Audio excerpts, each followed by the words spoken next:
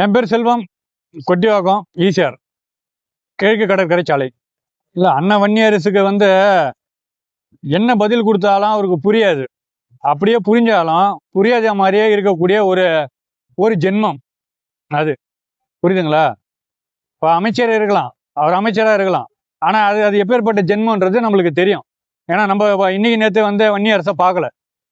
அண்ணன் சீமான் அவர்களை எவ்வளோ கொச்சையா, எவ்வளோ அசிங்கமா, எவ்வளோ கீழ்மட்டமா, எவ்வளோ அடிமட்டமா இறங்கி பேச முடியுமோ அந்த அளவுக்கு ஒரு 3ஆம் கட்ட, 4ஆம் கட்ட, 5ஆம் கட்ட, 6ஆம் கட்ட அடிமட்டமா இறங்கி பேசக்கூடிய ஒரு அடியாள் மாதிரி வன்னியரசு ஒரு அடியாள் மாதிரி.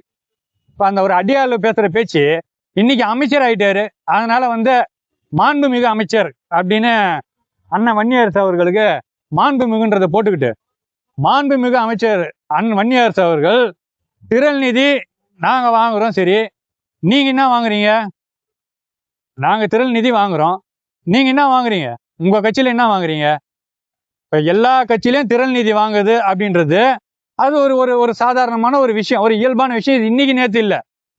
அது அம்மையார் ஜெயலலிதா காலத்திலயோ, ஐயா கருணாநிதி அவர்கள் காலத்திலயோ, அண்ணா காலத்துல இருந்தோ, பெரியார் காலத்துல இருந்தோ இந்த திரள் நிதி அப்படின்றது மக்கள்கிட்ட நம்ம போறோம், மக்கள்கிட்ட நம்ம வாங்குறோம், அதை மக்களுக்கு நம்ம செய்யறோம். இவ்வளவுதான் திரள் நிதி அப்படின்றதோட சுருக்கமான ஒரு இதுன்றது இவ்வளவுதான்.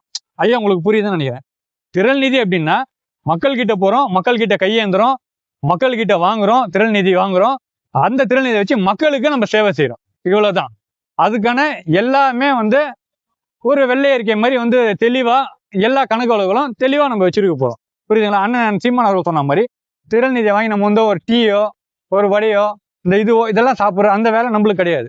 அந்த அவசியமும் அண்ணனுக்கோ நாம் தமிழர் கட்சி பிள்ளைங்களுக்கோ கிடையாது. இப்போ என் கடையில கூட எடுத்துக்கிட்டீங்கன்னா ஒரு உண்டியல் ஒன்று இருக்கும், ஒரு உண்டியல் இருக்கும். இப்போ நம்ம கடையை வச்சிருக்கோம், நம்ம கடைக்கு வராங்க, அவங்க வேலை முடியுது, அவங்க வேலையை முடிச்சுட்டு போகும்போது அப்போ அவங்களால முடிஞ்ச ஒரு 5 ரூபாய் 10 ரூபாய் நம்ம இனத்துக்காக போடுறாங்க. அப்போ அதை திரள் நிதி அப்படின்னு நம்ம எல்லா கட்சியும் திரள் நிதி. அது குறிப்பா அண்ணன் திருமாவளவன் அவர்கள் விடுதலை சிறுத்தைகள் கட்சிகளையும் திரள் நிதி உண்டு. அப்போ திரள் நிதி அவர் கொச்சைப்படுத்தினா அப்ப அவரோட கட்சியை அவர் அசிங்கப்படுத்துற மாதிரிதான். மாண்புமிகு அமைச்சர் அவருடைய கட்சியை அவர் அசிங்கப்படுத்துற மாதிரி தான், விடுதலை சிறுத்தைகள் கட்சியை அவர் அசிங்கப்படுத்தி கொச்சைப்படுத்துற மாதிரி தான். திரள் நீதியை அசிங்கம் அப்படின்னா அப்ப அது அசிங்கம் தான், அவருக்கு தான் அசிங்கம். ஒரு அவங்க அந்த திருடனுக்கு தான் அந்த கூசம் இல்லையா, திருட்டு பையனுக்கு கூசம் இல்ல, நம்ம ஐயா நம்ம ஒரு திருட்டுத்தனம் பண்றோம், நம்ம கூசம் இல்ல. அந்த மாதிரி நாங்க திரள் நீதி வாங்கி மக்களுக்கு செய்யறோம்.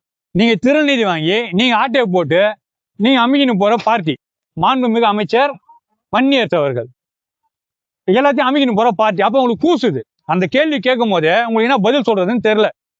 அண்ணன் கேட்ட கேள்விக்கு நீங்க பதில் சொல்லணுமே தவிர அதை விட்டுட்டு நீங்க திரள் நீதி வாங்குறீங்க, அதை வாங்குறீங்க. அவரு கேட்ட கேள்வி ஏற்கனவே 10 லட்சம் கோடி கடன் இருக்கு, மேற்கொண்டு நீங்க லட்சக்கணக்கில் நீங்க கடன் வாங்குறீங்க அப்படின்றதுதான் கேள்வி.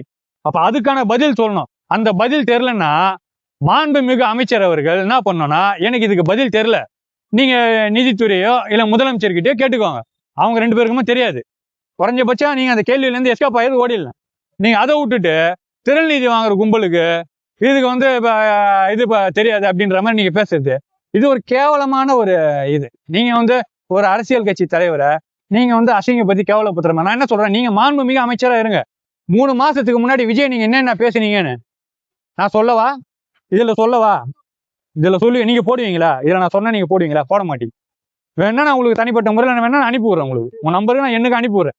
இதே வன்னியரசு அவர்கள் விஜயை பத்தி எவ்வளவு அசிங்கமா கேவலமா பேசியிருக்காருன்றத நான் உங்களுக்கு அனுப்பி விடுறேன். நீங்க இப்ப நான் பேசுறேன்னா நான் ரொம்ப இதுவா பேசிடுவேன், நான் கோவமா பேசிடுவேன், அசிங்கமா பேசுவேன். வேணா நான் உங்களுக்கு அனுப்பி விடுறேன். நீங்க வேணா அதுல இதை இணைச்சு வேணா நீங்க காணொலியா போடுங்க. அவ்வளவு கேவலமா பேசுறேன். 3 மாசத்துக்கு முன்னாடி பேசுன உங்க நாக்கு, உங்க வாய் இன்னைக்கு நல்லா சொம்படிக்குது. விஜய் கட்சியில நீங்க அமைச்சர் பதவி வாங்கின உடனே நல்லா சொம்பச்சிக்கணும் விஜய்க்கு நீங்க பேசுறீங்கன்னா நீதான் கேவலமான ஆளு. மாண்புமிகு கேவலமான ஆளு நீதான். மாண்புமிகு தற்கூரி கூட்டம் நீதான். மாண்புமிகு மோசமான கொடூர பூச்சி நீதான். 5 ஆடுகள் கொடுக்கலாம் அப்படின்ற ஒரு திட்டத்தை போட்டுருக்காங்க. இதை பத்தி உங்களுக்கு இல்ல, நாங்க நாம் தமிழர் கட்சி வேளாண்மையை அரசு பணியாக்குனா நாங்க எல்லாரையும் ஆடு மாடு மேய்க்க விட்டுறோம். நாங்க 50 வருஷம் பின்னோக்கி கூட்டு போறோம், 100 வருஷம் பின்னோக்கி கூட்டு போறோம். நீங்க என்ன புடுங்குறீங்களா? நீங்க என்ன புடுங்கிறதுக்காக கொடுக்குறீங்க? இப்ப நீ ஆடு மாடு எதுக்கு கொடுக்குற? எதுக்கு கொடுக்குற? அறுத்து தின்றதுக்கா? ஐயா போடணும். நீ ஆடு மாடு எதுக்கு கொடுக்குற? அரசாங்கம் ஆடு மாடு எதுக்கு கொடுக்குது? அறுத்து தின்றதுக்கா? கூட்டமா சேர்ந்து கோயில்ல வந்து எடுத்துன்னு போய் அதை வந்து பலி குத்து சமைச்சு சாப்பிடுறதுக்கு ஆடு மாடு கொடுக்குற? அப்ப நாங்க குத்தா வந்து வந்து என்ன சொல்ற, ஆடு மாடு மேய்க்க விடுறோம். அப்ப நீ என்ன புடுங்கிறதுக்கா கொடுக்குற ஆடு மாடு? நீ தான் பெரிய கட்சியாச்சே, நீ தான் எல்லாத்தையும் மேல நோக்கி கூட்டு போறிய. எல்லாருக்கும் பைக்கு கொடுக்க போறோன்னா, எல்லாருக்கும் காரு, வீட்டுக்கு ஒரு குடும்பத்துக்கு ஒரு வீடு, குடும்பத்துக்கு ஒரு காரு சொன்னிய கொடுக்கலாமே. இப்ப பட்ஜெட்ல எங்க வந்தது அதெல்லாம்? ஆடு மாடை குத்திய 2500 ரூபாய் மகளிர் உனக்கு நம்பி ஓட்டு போட்டாங்கல்ல. உங்கள் வீட்டு விஜய், உங்கள் வீட்டு விஜி, உங்கள் வீட்டு விஜிமா விஜிமா முஜிமா கொடுக்க வேண்டியது தானே. 2500 ரூபாய் கொடுக்குறேன். எல்லா வீட்டு பொம்பளைங்களும் அந்த 2500 ரூபாய் கிடைக்கும். புருஷன் குடிக்கார பைய, அவனால 10 காசு லாபம் கிடையாது. அவன் சம்பாதிக்கிற காசு குடிச்சு எங்கன்னா பத்துனுக்குறான். அவன் சம்பாதிக்கிறது ஒரு நாளைக்கு 1000 ரூபாய்னா அவன் 800 ரூபாய் குடிச்சு அவன் 200 ரூபாய் வீட்டுக்கு கொடுக்குறான். அவன் அதையும் வச்சு 2 பிள்ளைங்களும் 3 பிள்ளைங்களுக்கும் காப்பாத்திக்கின்னு அவனும் சோறாக்கி சாப்பிட்டுக்கின்னு பிள்ளைங்க படிப்பு செலவையும் பார்த்துக்கணும். அப்ப நீ 2500 ரூபாய் மாசம் ஆனா கொடுக்குறேன். நான் ஆட்சிக்கு வந்தவொடனே கொடுக்குறேன். நல்ல என்ன புடுங்கிக்கிட்டு இருக்கீங்க? என்ன புடுங்குறீங்களா? இப்ப என்ன பண்ணீங்க? பட்ஜெட் இது பண்றீங்களா? இப்ப சொல்ல வேண்டியது 2500 ரூபா. சரி இப்ப கொடுக்கல, எப்ப தந்து கொடுப்பீங்க? சொல்ல வேண்டியதானே. 1000 சிலிண்டர் வருஷத்துக்கு கொடுப்பீங்களா? எங்க இருந்து கொடுப்பீங்க? இன்னும் ஈராக்ல போய் ஈரான்ல போர் போச்சு, அங்கிருந்து எடுத்துன்னு வரீங்களா? அண்ணன் சீமான் அவர்கள் சொன்ன மாதிரி. ஏய் என்ன பைத்தியக்காரத்தனங்களா இந்த முட்டாள் மக்களே?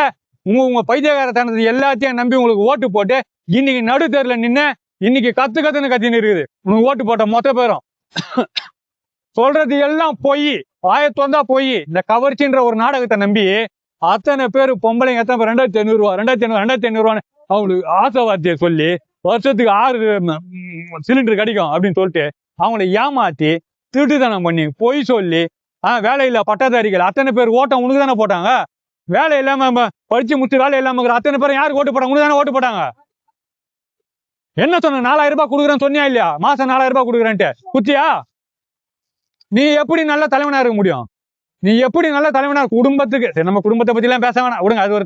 அது ஒரு தனி ஒரு இது, அதை நம்ம பேச வேண்டியதில்லை. ஒரு நல்ல ஒரு தலைவன் வந்து என்ன யோசிக்கணும்? நம்மள நம்பி இருக்க மக்களோட அடுத்த தலைமுறையை பத்தி யோசிக்கிறவன் நல்ல தலைவன். நீ தலைவனா? என்ன பண்ணிருக்கா போல அவர்? என்ன பண்ணிருக்கா போல? இப்போ குடிமகன்களுக்கு எல்லாம் வந்து நல்ல சிறப்பு சலுகை கொடுக்குறா போல. அங்க போனா QR கார்டை பயன்படுத்தலாம், கூட்டத்தை குறையலாம். நீ ஒயின் ஷாப்பை மூடுறேன்னு சொல்ற, ஒயின் ஷாப்பா மூடுறேன்ட்டு அந்த பக்கமா பாரை திறக்குற. பாரை திறந்து அங்க சாப்பிடுற இடத்துலயே குடிக்கிறதுக்கான ஏற்பாடு பண்ற. ஏய் அசிங்கமா இல்லையா? கேவலமா இல்லையா? உங்களுக்கு எல்லாம் ஒரு அடிப்படை அறிவு இல்லையா? இதெல்லாம் பாக்குற மக்கள் அவங்க மூஞ்சில அவங்களே கண்ணாடியை பார்த்து வானத்தை பார்த்து அவங்க மூஞ்சில அவங்களே துப்பிக்க மாட்டாங்களா? ஓட்டு போட்ட அத்தனை பேரும் அசிங்கமா கேவலம் அவங்கள மூஞ்சில அவங்களே துப்பிக்க மாட்டாங்களா? இதெல்லாம் ஒரு நல்ல தலைவன் எத்தனை ஒரு திட்டமா? அண்ணன் சீமான் அவர்கள் வந்த உடனே மொத்த ஒயின் ஷாப்பையும் மூடுறேன்னு சொன்னாரு. அவருக்கு ஏன்பா ஓட்டு போடல? ஏன் ஓட்டு போடல? அவருக்கு ஏன் ஓட்டு போடல? எத்தனை போய் யாருக்கு ஓட்டு போறீங்க? ஒயின் ஷாப்பை முட்டு பாரை திறக்கிறவனுக்கு, சாப்பிடுற இடத்துலயே வச்சு குடிக்கலான்றவனுக்கு இவன் ஒரு நல்ல தலைவனா? இவன் தான் அடுத்த தலைமுறைக்கான தலைவனா? இவன் ஒரு நல்ல தலைவனா? ஓட்டு போட்டவங்களுக்கு எல்லாம் வெக்கம் இல்லையாடா? சோத்துல உப்பு போட்டு தானே சாப்பிடுறீங்க, இல்ல சோறு தான் துண்டுறீங்களா? உங்களுக்கு அசிங்கமா இல்லையா? வெக்கமா இல்லையா? இப்படிப்பட்ட தலைவனுக்கு ஓட்டு போட நீங்க காரியம் உங்க மூஞ்சில நீங்களே துப்பிவங்கடா. இப்படி ஒரு தலைவனா? தலைவனா எப்படி இருக்கணும்? தலைவனா எப்படி இருக்கணும்? அடுத்த தலைமுறையை பத்தி யோசிக்கணும், அடுத்த தலைமுறையை பத்தி சிந்திக்கணும். நம்ம தப்பானவனா இருக்கலாம், நீயும் தப்பானவனா இருக்கலாம், நானும் தப்பானவனா இருக்கலாம், நீயும் தற்கொலையா இருக்கலாம், நானும் தற்கொலையா இருந்திருக்கலாம். ஆனா அடுத்த தலைமுறை நல்லா வாழணும், நல்ல அறிவார்ந்த சமூகம் உண்டாகணும் அப்படின்னு நினைக்கிறவன் தான்டா மனுஷன். அதை நினைக்கிறவன் தான்டா நல்ல தலைவன். ஆனா இந்த தவிட்டு தற்கூரி கூட்டத்துக்கு ஒண்ணுமே புரிய மாட்டுது. எவ்வளவு தான்டா கத்தது? 16 வருஷம் கத்தியாச்சுடா. கேட்டா திமுக கிட்ட பொட்டி வாங்கிட்டீங்க, ஜட்டி வாங்கிட்டீங்க, பனியன் வாங்கிட்டீங்க. நீங்க அருவுன்றது உங்களுக்கு கொஞ்சமா தெரியுதாடா? உங்களுக்கு அருவுன்றது ஒண்ணு இருக்குதா? மூலன்ற ஒரு உறுப்பு இருக்கிறவன் இப்பெல்லாம் சிந்திப்பானா, யோசிப்பானா? முட்டா பசங்க கூட்டம் வந்து கரெக்டா தானே உங்களுக்கு தற்கூரின்னு சொல்றாங்க. தற்கூரின்னு சொன்னா கோவம் வருது இல்ல? 10 நிமிஷம் கொஞ்சம் யோசிச்சு பாருங்கடா. இவன் தலைவனானு. ஆடு மாடு மேய்க்கிறத அரசு பணி ஆகுறேன்.